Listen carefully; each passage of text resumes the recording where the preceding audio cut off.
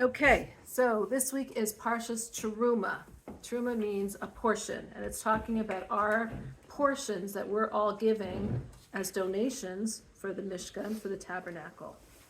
And it's interesting, it comes after Matan Torah, the giving of the Torah, which was so amazing. Thunder, lightning, such a revelation of godliness that people couldn't actually handle the revelation. The revelation was too strong for us to actually handle. It says that when God said the 10 commandments, after the first one, Anochi Hashem Elokecha, I am God your God, the people fainted. They couldn't, the revelation was too strong for their vessel. They couldn't contain it within themselves. So everyone fainted, they couldn't, and God actually not only fainted, but they died, and God had to revive them. And that's when they said that Moshe should then say the rest of them. All of them heard that first, Anochi Hashem Elokecha, I am God your God, but then the rest were said by Moses because they couldn't actually handle God actually communicating with us, because you need to be a vessel in order to handle that. So Matan Torah was enormous, it was tremendous, it was beautiful, it was such a beautiful event. But then, this was an event that was God gave to us. It wasn't something that we worked on. See, originally creation was made, that God made the world, and God was supposed to be in this world, and we're supposed to feel God's presence in the world. But we had the sin of the Eitz Hadas, the sin of the transgression with eating from the forbidden fruit.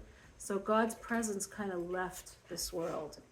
And starting from Abraham, it started coming back into this world, but it was left. It left this vacuum, this void in our world.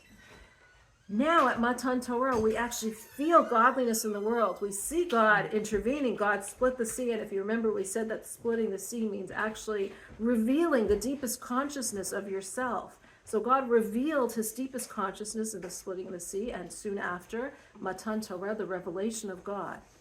However, it didn't last because it wasn't something that we worked for. So, how many of you went to the Kotel in Israel? Okay. What does everyone do there? Pray. Why? We want God back. We want God back, and we understand that this place is a holy place. This is a holy place, right? Why is it a holy place? That's where God rests. That's where God rests, and that's where we have, this is the remains of the first and second temple.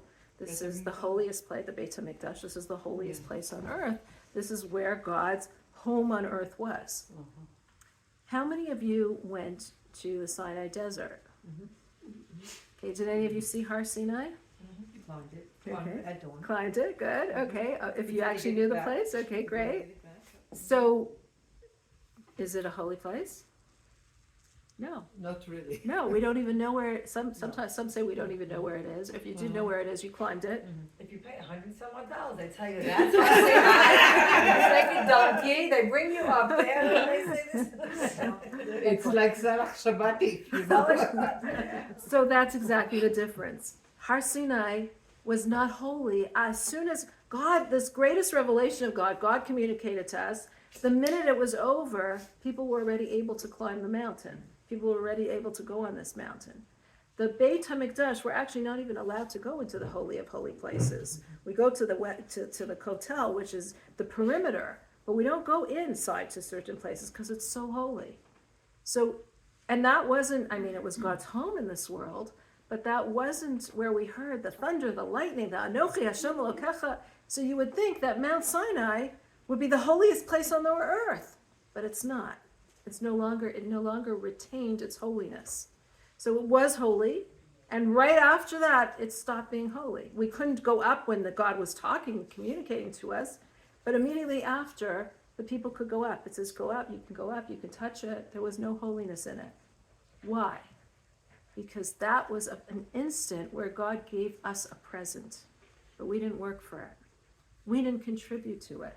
Of course we tried to purify ourselves, to do things to get us ready for it, but we weren't part and parcel of the experience. The Mishkan, the tabernacle, and later on the Beit HaMikdash, is where we actually contribute to it. We gave gold, silver, copper, whatever it is, skins, all the different elements that were made, the stones, the stones of the Choshen, all the different parts of the Beit HaMikdash and the Mishkan We contributed to it. We are doing our part to be a part of it. And that's why the holiness of the Mishkan, even once the Beit HaMikdash was built, this Mishkan, the parts of the Mishkan were inside in a tunnel in the Beit HaMikdash, because the holiness remained forever. And of course, the Beit HaMikdash, the vessels of the Beit HaMikdash, the place of the Beit HaMikdash is holy because we are part and parcel of doing it. We're part and parcel of that contribution. And this week's Torah portion is explaining Terumah, which means a portion that we are contributing, our contribution to it, and the various things that we give of ourselves for it. Now, before we even talk about contributions and when you give tzedakah and what that means, let's talk about the place of the Beit HaMikdash, inside the Beit HaMikdash and the Mishkan. This was God's home on earth. Now, what does it mean, God's home on earth? In fact, it says Shlomo HaMelech and even Moshe, they called to God and they said they didn't understand. Moshe couldn't conceive of a home for God. He says, what do you mean a home for God? Like the heavens can't even contain you. How is it possible that a certain building that's a certain dimensions of this amount by this amount is going to contain you? Like, what does that even mean? And God said to him, I'm not contained by it, but this is going to be the place where I'm going to allow you to use your measurements for me to be there. Meaning God is saying, I'm going to allow myself to be part of your world.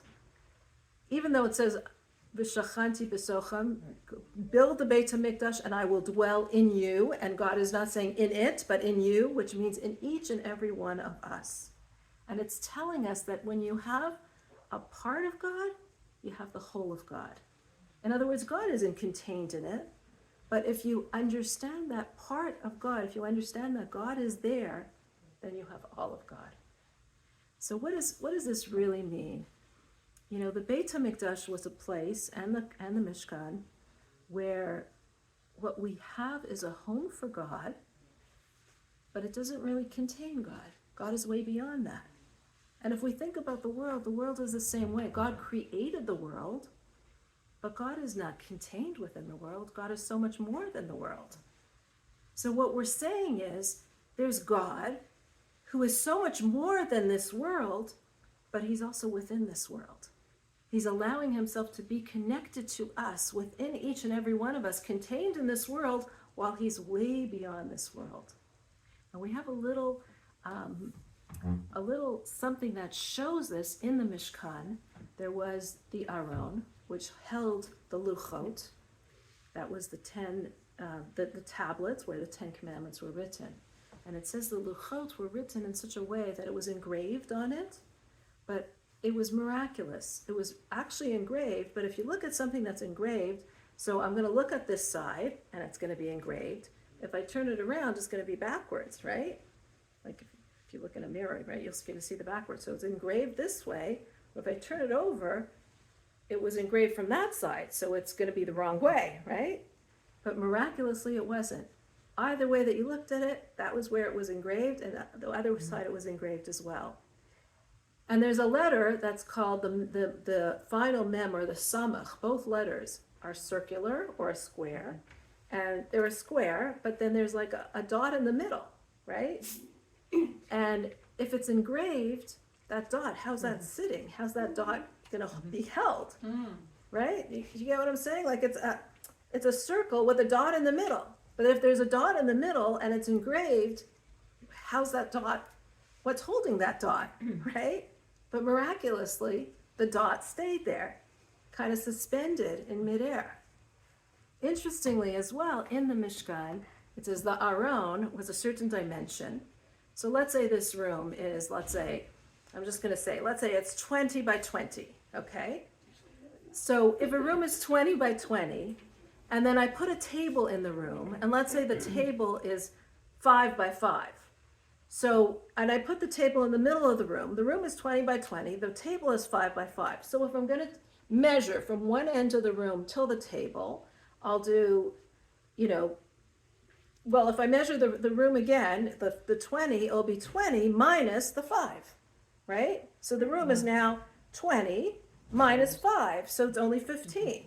right? Or from each side, it would be 7.5 if I divide it in half, right? Because the table is taking up 5 of the feet. So in the temple, though, and in the Mishkan, we have the Aron, which is a certain dimensions of the Aron. But if you measured from one wall till the Aron, and from the other wall till the Aron, it was the exact size of the room. Meaning, if I did this, if the room is 20 by 20, and I have a table in here that's 5 feet, I'm going to measure the room, and instead of it being 20 minus 5, which is 15, it's going to be 20, even with the table there. Now that doesn't make any sense, right? Yeah. Like it doesn't make sense that if I'm measuring with the table, it should be 10 on each side would be halfway. But if the table's there, it should be 7.5 on each side in order to allow for the table. But instead, you measured it and it was 10 on each side. But the table is still taking up 5 feet. And yet the room was only 20 feet. So that's miraculous, because here we have a certain measurement of the Aron, but it took up that measurement, but it didn't take up that space. So we have what's called something finite, something that has a certain space, but no space. And that's really a resemblance of God in the Mishkan. God is in the Mishkan, but God is way beyond the Mishkan. God is contained in it, but he's not in it. And this is kind of telling us the whole world, what the whole world is about. God created this world, but he's not contained with it. And when we realize that, we come to an understanding that this world isn't directed the way that we think it's directed. We think that nature directs the world. We think you measure this room and it should be 10 feet on each side. And all of a sudden we see we live in a physical world where there is feet, but God is not confined by the feet. It's still 10 feet on each side, even though there's a space there. Meaning we live in a physical world with the laws of nature, but God isn't confined to those laws of nature. God is way more than this world, and God isn't confined by the laws of nature in this world, which means that this world is not limited by the nature of this world. As we just saw the miracles that just happened with what we saw. And that's the very essential message that the temple and the Mishkan gave us. This message that we're not in a world where we think we are. We think we're in a world that goes according to the laws of nature, and this is what's going to happen. If you do A and B, then you get C. And it's saying, hold on, have faith that there's something way beyond that. There's God who's running the world. Yes, he's running the world according to nature, but he's way beyond nature. And the laws of nature are completely suspended when we actually believe in God and when God wants it to happen. I want to share with you a story that happened with my father, because this is dedicated to my father, that really shows this example of this. So this is quite a famous story. I don't think I ever told it to you guys, though. There was a man who came to Toronto, to my father's shul, and he was very, very agitated. And he said, I have to speak to the rabbi, God, my father. And he said, Rabbi Shochet, I'm supposed to marry this woman who's not Jewish. And my family's very against it, so I promised them I'm going to just speak to a rabbi. If you can tell me right now, right here and now, why I shouldn't marry her, convince me that there's a God in this world, then I leave it. But if not, I go ahead with the wedding. That was like a pretty hefty responsibility, especially when the man is kind of agitated and like, you know. And the man came into his office. My father wasn't supposed to be there. He was supposed to have just left, but by coincidence, he was there. And he looks at the man who, by coincidence, is also holding two things in his hand. One hand, he's holding a Reader's Digest, and in the other hand, he's holding an apple. Huh. Yeah. Common, magazine and an apple. So he says to the man, I'm going to show you by what you're holding in your hand. You're holding an apple in your hand. I'm going to show you by the apple that you're holding. You don't happen to have an apple here, do you? I do. Wow, yeah. We're gonna have a magic show? We're going to have a magic show. I hope it works. I hope it's the right guy. Yeah. So he says, I'm going to, and you have a knife? Yes, I have a knife. Okay. Oh, wow, the whole thing. Wow, okay. You became a magician. I became a Here, plate. magician. Here you go. Thank Good. you. He says, okay, I'm going to show you. Wow. No, I'm just kidding. I'm gonna It's like you're reading like the Turkish coffee. Okay, it's a little unclear in this particular one, but it is here. You could see it. Okay, so he said, if you take an apple, he said to the man, give me your apple. And he took out his penknife and he cut it like this. Okay, this way. Not the other way, but this way. He says, if you look at the apple, even the apple that you're holding has God's signature in it. How do we see that? We see that because there's 1, 2, 3, 4, 5 parts of this apple. See, 1, 2, 3, 4, 5. And there's 1, 2, 3, 4, 5, 6, 7, 8, 9, 10. There's 10 dots and 5, what are these called? Like little parts of a flower kind, like star. That's what it is. Five stars and 10 dots. There's 10 dots all around if you look at these. He says there's 5 and 10. And the Torah says, Ki b'ka Hashem tzor olamim. With the Yud and the Hey, which is God's name, God created the world. So you see, even the apple has God's signature, the 5 and the 10. Hey is 5 and Yud is 10. Yeah. Right, exactly. Hey is 5 and Yud is 10. So you have Ka, with Yah, which is God's name, the Yud, which is 10, and the Hey, which is 5. You have even in the apple God's signature. He says, so the thing that you're holding in your hand is proving God's existence. So the man, whoever wants this apple could have it now. So the man says, wow, that's pretty interesting. I'm holding the apple and you're showing me. But after a minute he says, but you know what, Rabbi? I need something a little stronger than that. I'm still not 100% convinced. You know, it's good thinking, quick thinking on your part, but I need something a little bit more. So my father says, okay, give me the other thing that you're holding, the Reader's Digest. And we all know what Reader's Digest is, right? So he gives him the Reader's Digest, and my father opens it up to a random page. And even my father almost fell off of his chair. He sees on the page, it says, Shema Yisrael Hashem Elokeinu Hashem Echad. Really? Transliterated into English. Why? What was it? It was in the Reader's Digest. It was this story of this woman who was a Jewish woman, and she was talking about the effect of spirituality on children. And she said in her childhood, she wasn't religious, but her grandmother was religious, and she still remembers how her grandmother, and she was talking about all different kinds of religions, what they do that, different things, but how her own grandmother used to say to her, Shema Yisrael Hashem Elokeinu Hashem Echad, every night before she went to bed. So when the man heard that, he was like, wow, okay, that's something. In the Reader's Digest that you should have the Shema Yisrael then. That's what I'm holding. That's something. And he decided to leave the woman. Oh, wow. A few years ago, we were in Lakewood, and my father happened to be walking in the street, and he said he saw that man. He was now religious. So I, at the time, heard the story from my father, and I'm a little cynical. I said, okay, Daddy, how did you do that? Okay, the apple I get, you thought you were very smart, but the Reader's Digest, how did you know that the Reader's Digest would have Shema Yisrael in it, or something that would in any way have any religion in it? And what he said to me is something that I think is so connected to this week's portion, what we're talking about, but so integral to how we look at life.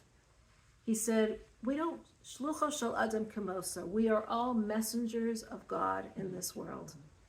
And ever since Matan Torah, God is embedded in each and every one of us. Our physique has changed.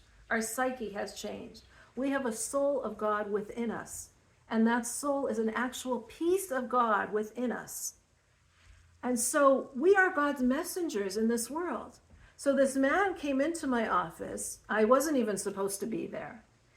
And it was all, of course, hashgacha pratis, as you would say, HP. So this man came into my office, and he's carrying two things, and we all hold the keys to our own problems. We hold the keys to our own solutions. So I knew if he's coming into the office and he's carrying those two things, somehow these two things are going to be the answer to his own problems. Wow. And I think the idea here is that none of us are limited by the confines of this world, which is exactly what the Mishkan and the Beit HaMikdash was telling us. We're not limited by that. We're not limited by what we see. We're not limited by the reality around us. We're not limited by self-limiting beliefs about us. In one of the first audiences that my father had with the Lubavitcher Rebbe, the Rebbe told him, never think of yourself in a bad way. Because most of us think of ourselves in a bad way, and we all have to think of ourselves as so much more, that we could be so much more. Because those self-limiting beliefs are really there and tell us that we're not good enough, and we have to realize how much more we each have because we have that soul within us. That's the Yetzer Hara coming, exactly. So that's the idea of the Mishkan, that God is here in this world, but he's certainly not confined by this world. Oh my God. What? Why are you crying? What do you mean? I'm listening to her. Yeah. Okay, Karina, I really did.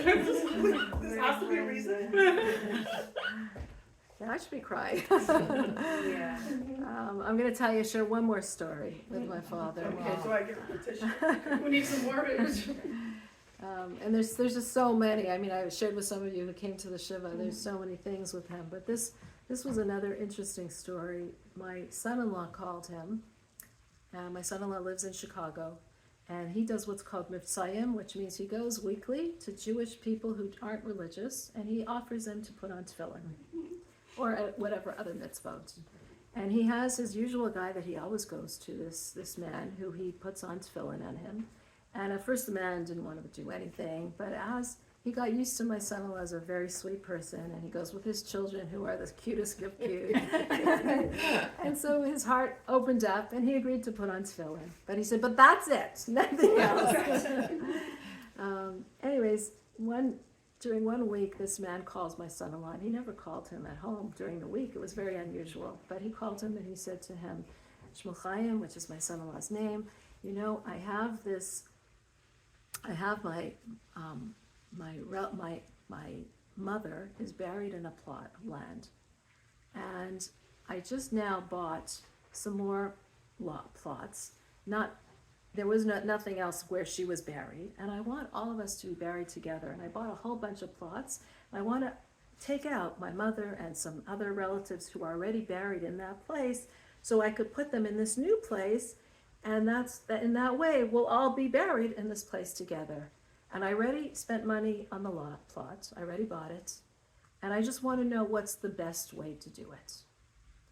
And really, the best way is not to do it. You're not supposed to disturb, unless there's some you're really not supposed to take out people from. Take my old from Egypt and Yeah. schlep them over. No. But the man made it very clear. I just want to know what's the best way to do it, because I'm doing it. Don't tell me not to do it. So my son-in-law called one rabbi in Chicago, I think it was in Chicago where he lives, and another two big rabbis, and they told him, really, really not a good idea to do, but it doesn't seem like you can do anything, so tell him to do it, and they gave him various directions. He wasn't so comfortable with it, though, so he called my father, and he said, what should I do? And he said, Shmuel Chaim, you have to tell the man that this isn't the right thing to do. It's not going to be good for the souls, and it's not going to be good for his soul. And he said, but he already bought it. It's a lot of money he already spent on that, and he's not somebody who's so He lets me put on tefillin, but that's about it. You know, I can't do anything more than that. He says, Shmuel Chaim, he called you to ask you. You have to tell him what the right thing is. You go and you call him and you tell him this is the right thing. And my son-in-law says he hung up the phone with my father, and the man was going to do it like that day, the next day. And he says, I didn't want to lose my nerve, so I called him right away. And I was just like shaking because I knew he wasn't going to even listen. Like, why am I even telling him this? And he says, really? If that's what the rabbi said, then that's what I'm going to do. Oh my gosh. Wow. That was it. That was the end of the story. Wow. And it was a certain strength that we need to know in what we're doing. We have to be strong and proud in what we're doing and realize that the laws of nature, the laws of reality, the laws of what people are supposed to say and supposed to do and how they're supposed to react to us, we're not limited by any of that. Obviously, we try to work in a nice way and we try to work and say things in a positive way, but we shouldn't feel limited by what, or restricted by the laws of what is supposed to be, because we are connected to something far greater than what is supposed to be. We are connected to something far greater than what physical reality tells us it must be. And that is that our soul is completely connected to God. And that's what God says in this week's Torah portion. Build for me a mikdash, b'shachanti b'socham, and I'm going to dwell within you. So I'm going to dwell within it, but I'm also going to dwell within you, and you, and you, and you. Within each and every one of us. God is within each and every one of us, and it's up to us to access that. And that's why it says this Mishkan was made in the desert, it was built in the desert, to teach us that even in the desert of our lives, in the times of our lives when we're feeling the most alone, and the times of our lives when we're feeling the most desolate, the hardest times in our lives, that we can build this Mishkan, that we can find that Mishkan, that we can find that connection to God, that God is still there with us, even in those deserts of our lives, even in the most difficult of times. And that's why it was specifically in the Mishkan that the first tabernacle was built, because God is telling us, even in the Mishkan, you can do something. You can make, even in a desert, when your life feels like it's a desert, you can create something that is a home for God. So you feel like your life is desolate, you feel like your life is completely empty, you have the ability of creating and building that Mishkan in it. And never feel that your life is so desolate that God isn't there, because God is resting even in the desert. Now, I want to just talk about a little about when was this commandment given to build the Mishkan. And because we're Jews, there's actually not only one opinion. There's not even two opinions. There's actually three opinions. Okay? And I want to show how each of the opinions actually work. So according to one opinion, God's told us to build this Mishkan right at Matan Torah, right after Matan Torah, right when we were all just these holy tzaddikim. We just heard God speaking. We're the most righteous people. You know, everyone was like at such a level that we're actually hearing God. And that's when God tells us, build the tabernacle. And the message is, even if you feel like you're such a righteous person, that physical reality isn't something that I deal with, or people aren't something that I deal with it. Meaning even righteous people have to know, deal with the gold, deal with the silver, deal with the copper, deal with it in a way that you're going to elevate it, but deal with it. So that was the message to the righteous people. Can I ask you a question? I'm just a little, so you said God gave it to them after they got the Ten Commandments, the second, right, set of Ten Well, Commandments? according to the first explanation, no. God Okay. gave it to them right as soon as they got the first commandments, Matan Torah. Right after that, God commanded it to Moshe, and Moshe commanded it to the people. Okay, so That's now, the first. why would they have needed it if they were gonna go right into Eretz Yisrael, or they could have gone in, right? Why would they have needed it if they were gonna go right It's a in? great question. I guess maybe they would take it in with them, but like all along their travels, they would actually build it. Yeah, that's the first interpretation. The second one is that, so we know that on Zion, on Vav Sivan, when we got the Torah, that's the holiday of Shavuot. Right after that, Moshe went up to the heavens for 40 days and 40 nights, and he came down and he saw that they made this egel, this golden calf. And that was when he threw down the first commandments, the first tablets, he broke them, and then he went back up to God for a second time to get forgiveness, and then he got partial forgiveness that the Jewish people wouldn't be obliterated, but he came down again, and then he went up again for the third time, and he came the third 40-day period, and he came down on Yom Kippur with God saying, make yourself second tablets. Pasalacha, carve out for yourself these second tablets. And Yom Kippur, God said, Salachti kivarecha, I forgive you. I forgive the Jewish people. This was complete forgiveness. And that's why Yom Kippur is such a day of forgiveness for all of us. This is all historically connected. So according to the second opinion, the time that they were told to make this Mishkan was after Yom Kippur. Once God forgave them, God says that you're forgiven, and now make for me this Mishkan, make for me this home.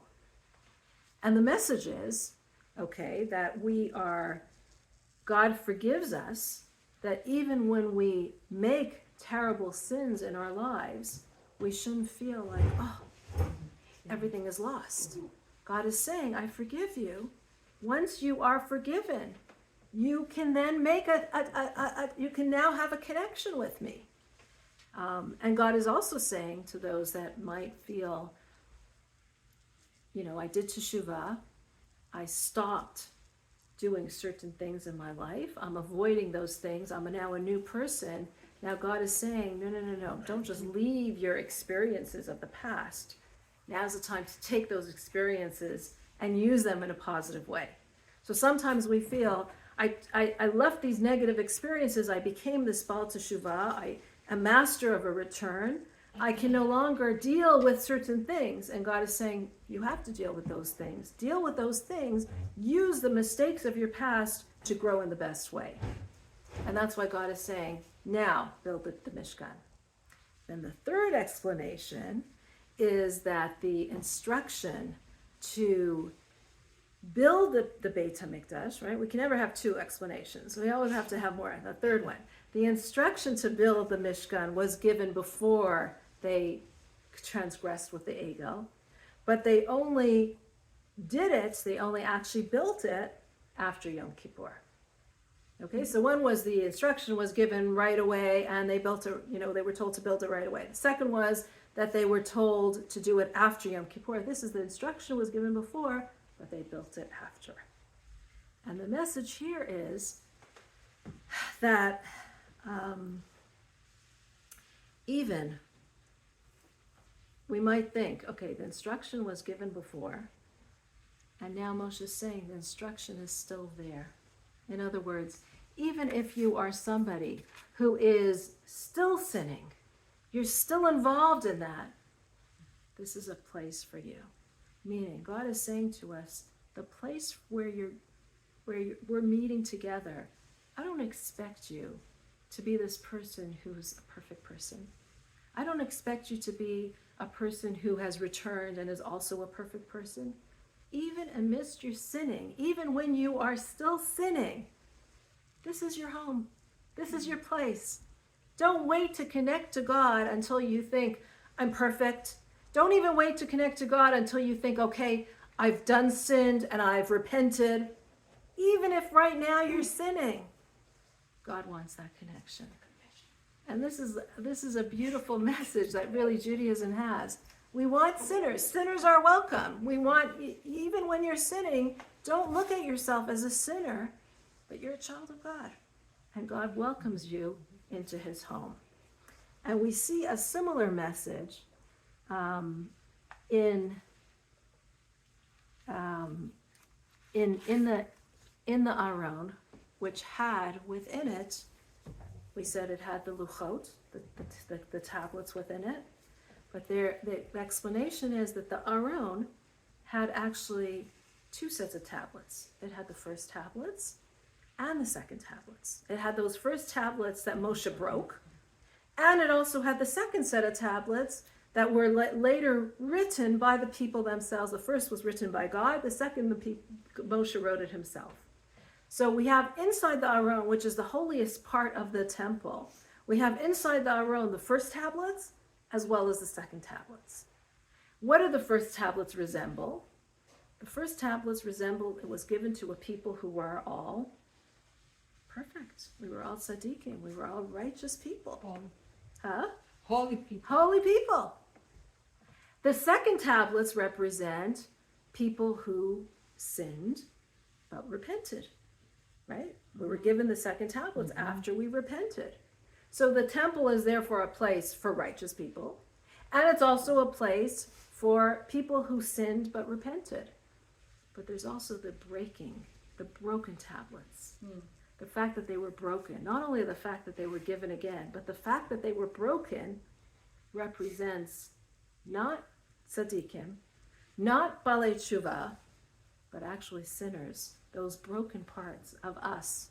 Those parts of us that are sinning, and also those parts of us that are feeling so broken ourselves. There are moments in our lives when we feel so broken, we don't feel whole. We don't feel whole, like we're going on the right path, like our mission is okay. We don't feel like we've gone along in different directions, but we've returned. We feel right now, I'm broken. I'm a broken person. I don't know what to do. I'm having such difficulty and such indirection, and so unable to proceed further. That is the place too for you. And that's really the message of this week's Parsha, that the Parsha is Terumah, that each and every one of us are needed.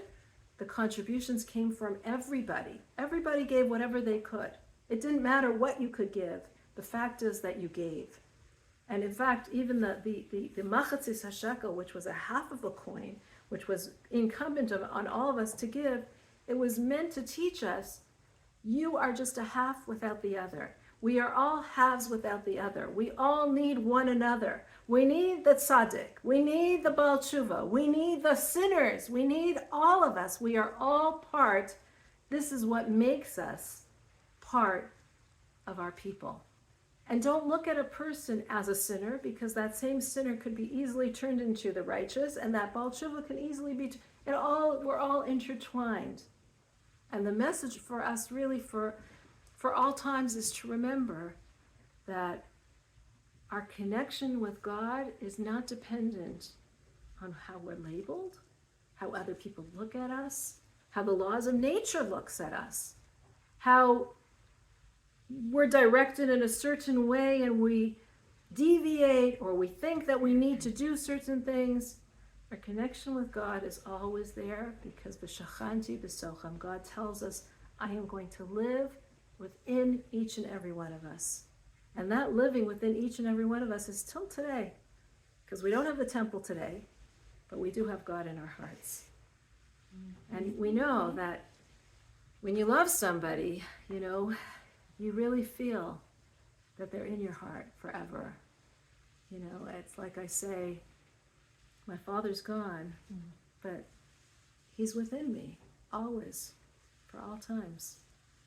Because the lessons of his life are there, and that lesson is within me. But even more so, God is tangibly with us. God is really with us, helping us, propelling us, and saying to us, this Mishkan is something that you contributed to. You gave to it. Because if you want really something to last, you need to give a contribution to it. You need to put in the effort. If you want something to really be a relationship that is everlasting, you need to do your part. Because when you get a present for somebody, that's nice, but you haven't worked for it. But when you actually contribute, like we are doing the contributing, that's when it stays holy. That's when the place stays holy. That's when it affects even the physical reality, that the physical reality is even holy, because we've done our part. And let's do all our part in the coming week, and everything that we can do to, God willing, free all the rest of the hostages, change the situation Wow. in Israel, to, you know, to do our part, and then God says, I'll take care of the rest, but you do yours. Amen. Amen.